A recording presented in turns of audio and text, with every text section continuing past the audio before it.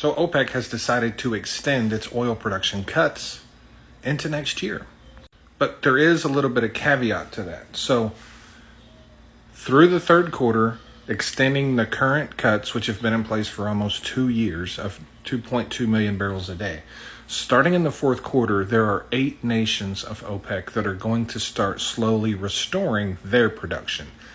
That does not include Saudi Arabia and Russia, who have agreed to keep their cuts into 2025. So by the end of the year, OPEC will be producing maybe 500,000 barrels a day more collectively than they are now.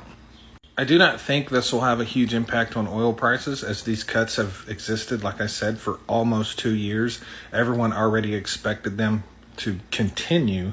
So I don't see a big jump in oil prices. We may see a jump for a day or two or whatever, but this isn't going to make oil prices go crazy. But there's something about this I want to kind of shine a light on, because all of these production cuts that we keep hearing about from OPEC really proves the point I've been trying to make about the OPEC 2020 deal. Every 3 months, we are updated on whether OPEC is going to continue with its cuts or not. That's because that's how they do it. That's because that's how it's always been done.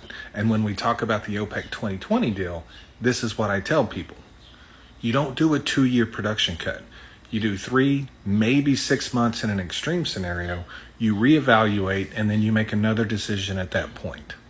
And this is why the massive OPEC cuts that Donald Trump brokered in April of 2020 to last for 2 years, 10% production cut for 2 years, nearly 10 million barrels a day. That is why it was such a horrible, horrible deal for U.S. consumers, considering gas prices hit a record high. This is how they've always done it.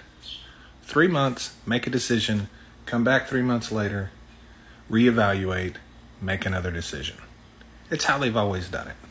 They do it this way as to prevent shocks to the market, okay? To prevent shocks to the market and instances where you could be extremely undersupplied or extremely oversupplied. They do it quite often.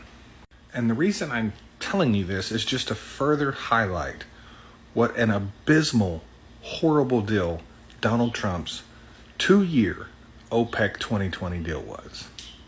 Thanks.